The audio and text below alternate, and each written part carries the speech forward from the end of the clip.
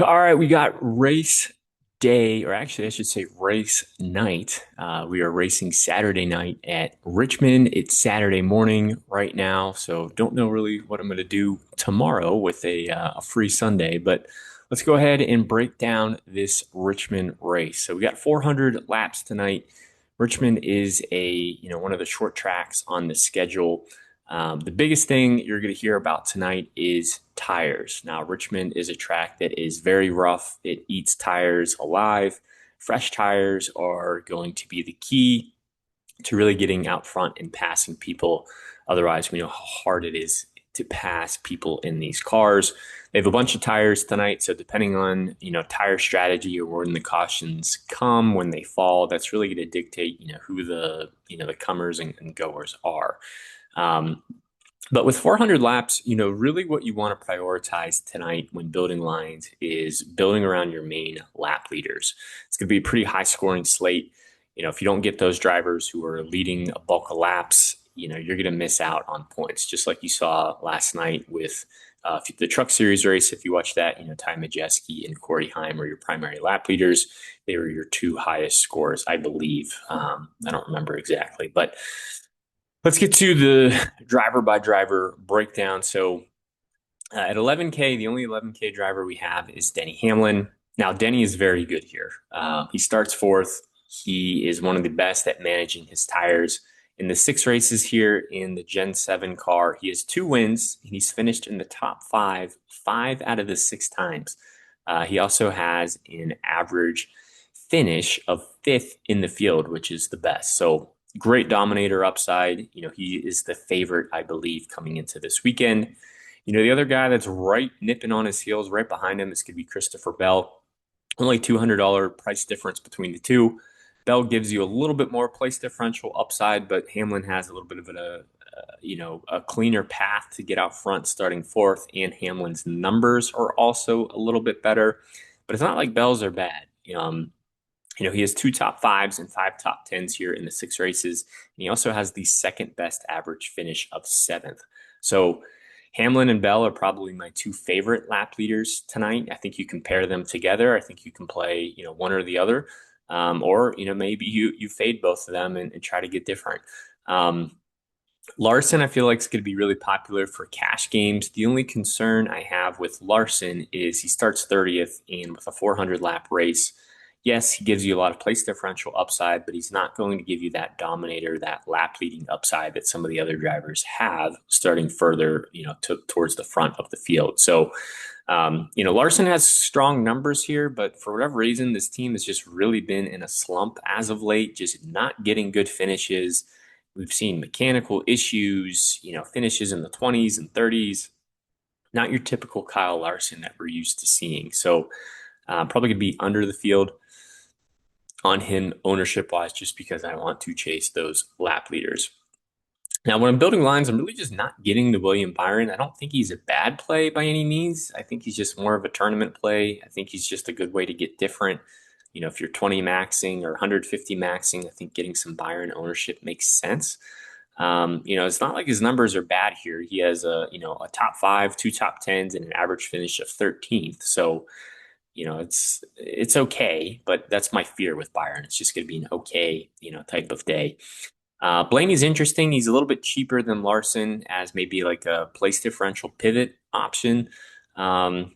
His numbers here aren't as good as Larson's, but he does have 2 top 10 finishes here and an average finish of 14th and a half, 14th to 15th. So, he should be able to move forward a handful of spots.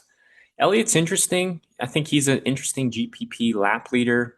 He has good track position. He starts near the front of the field.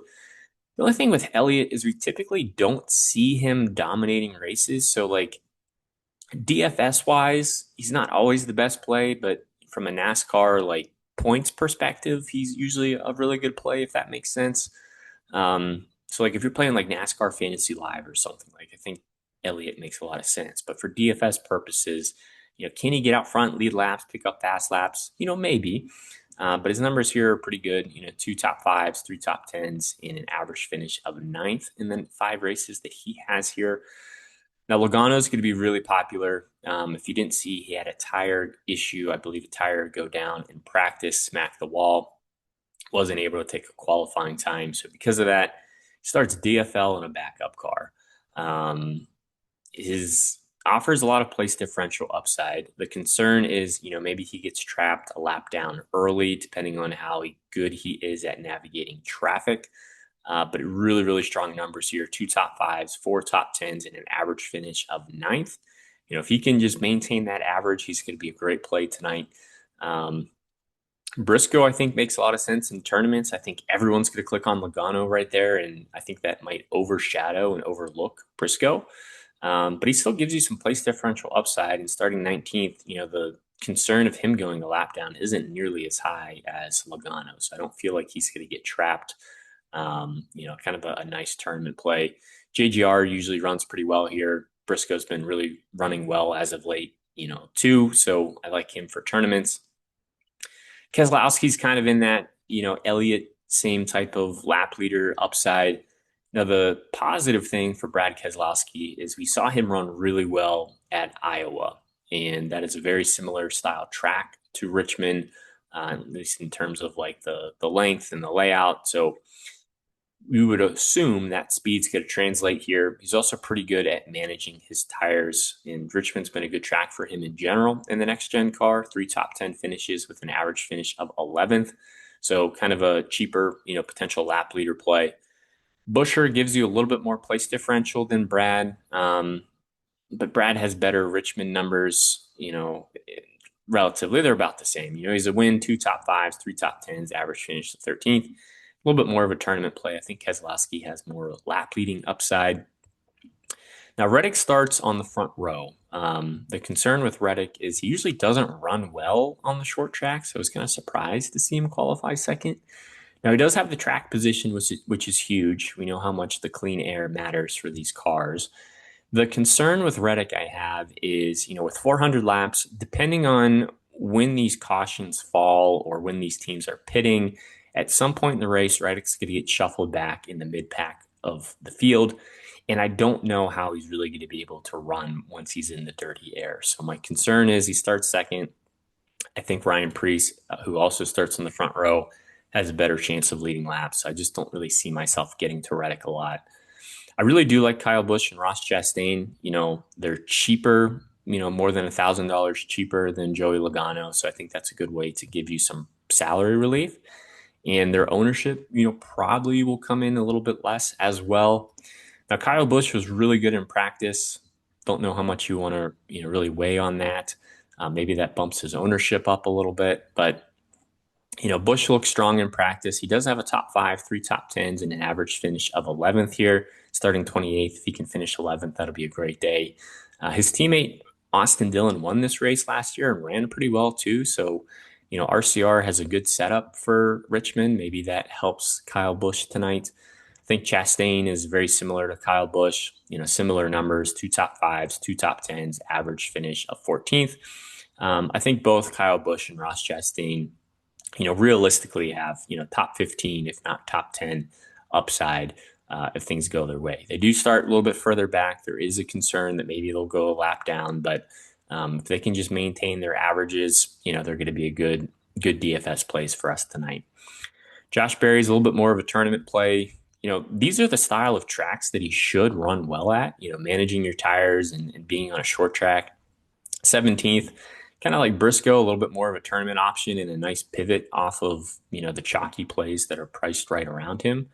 The concern with Berry is he hasn't been running as good as of late.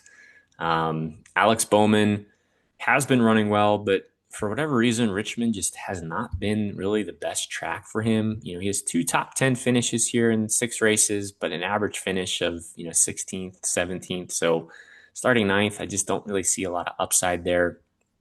I really do like Ryan Preece for tournaments, potentially even cash games. Depending on how long the first stage is, I think Ryan Preece has a great shot of leading a bulk of stage 1. And it's not like he's a slouch either. We've been seeing him run very well this year, more than more often than not finishing inside or near the top 10. So if you can go out there, pick up some fast laps, lead a good, 40, 50, 60, plus laps and get a good finish, I think that'll work out for you starting 76, for $7,600 starting first. Bubba Wallace is another guy I'm just really not getting to. Kind of a tough starting spot. Kind of same thing with Alex Bowman. Like place differential is minimal. I don't see him being a lap leader. I don't really see him picking up fast laps. Average finish of 15th. So more often than not, he drops back. Now, Austin Dillon won't feel good plugging him into your lines, but if you remember from last year, he did get that controversial win, where he kind of wrecked Logano and Hamlin on that last lap. But Richmond's been a good track for him. He does have a win, a top five, and three top tens with an average finish of 14th. So I don't mind him for tournaments. I think he can kind of hang out where he starts and runs today, and depending on how the strategy falls, getting a top 10 finish is doable for Austin Dillon. Hocevar, I'm not getting to. It's just been really hard to roster lately. He seems to be getting caught up in incidents. And Richmond's a great track to pay drivers back if you've pissed them off. And Hocevar is definitely on a lot of drivers' list to pay back. Ty Gibbs, Richmond hasn't been a good track for him either, but it's a JGR car for only $7,000. It starts 23rd, so I'm not going to ignore him. I'm still going to get some Gibbs ownership, in my lineups, but don't really expect too much out of him here. He does have an average finish of 20th here, so it's kind of right around where he qualifies. Cindric has not been very good at Richmond. He does not have any top 10s here, average finish of 22nd, so him starting 13th, I am not interested. Corey Heim, decently strong in practice.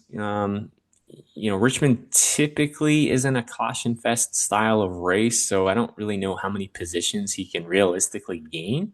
But I think a top 25 finish is doable. I just think there's a couple cheaper, very similar upside plays to Corey Heim. So I don't really feel like you have to pay up for him, but if you get all your guys in your lineup and you find yourself in this range, Heim would be a preference for me over a lot of these other guys. Like Suarez starts around where his average finishes at this track. Jones, average finish of 26th here. I think he's going to drop back. John Hunter Nemechek, kind of the same thing as Corey Heim. Most likely he's going to go a lap down, or if not multiple laps down, but he starts so deep in the field that, a top 25 finish is probably, realistic and doable for him. And that'll score you, enough points for where he's priced at and where he starts. McDowell, AJ Allmendinger, both of them just start too far forward for me. Zane Smith, I don't mind him. If you're paying up for all these lap leaders, you're going to need some of these punt options. Would prefer the guys a little bit cheaper that start a little bit further back. But, Zane, typically we kind of see decent speed out of him. Gregson, more often than not, is involved with incidents. He starts a little bit too far forward. SVG, now that we're back on an oval, not really too interested in playing him. But I do like Todd Gilliland as a punt option. His decent numbers here, average finish of 22nd. For being this cheap and starting this deep, that's kind of what you're hoping for. It's just like a 20th, 22nd, finish. I think that's very doable for Todd. I think a lot of people are going to play Stenhouse. Stenhouse does not have good numbers here. I think his average finish is like 28th or 29th. So that's probably realistic of where he's going to finish tonight, but he starts 36th, so it's hard for him not to, score you points. Haley would rather just play some of the other guys in the 30s. Jesse Love, again, we don't really see this race turn into a caution fest, but it's an RCR car, and RCR usually has a pretty good, what I'll say, setup for Richmond.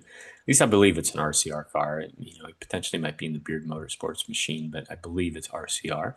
And then from there, not really getting the Custer, Ty Dillon. Herbst, maybe for tournaments, just based off of the equipment that he's in. And Cody Ware starts deep and should finish deep. So that's going to do it for the Richmond race. We've got a Saturday night race for the Cup race, so looking forward to that. And as always, hey, if you've made it this far in the video, you obviously like this or are interested in it. So if you could like, comment, share, retweet it, allows us to reach more people. If you want access to this, it's over on X. It's at FastCarsFM. We're only 2 subscribers away from 1,000 on YouTube. So we only need 2 of you guys to hit the subscribe button. You could help us get there. And finally, if you just want to help, support the channel, allow me to get some race shirts, some die casts, go to some races, pay for my iRacing subscription, my karting league, whatever it might be. There's a couple of links there in the support tab to help me out. But that's going to do it for the Richmond race, and we'll catch you guys next weekend.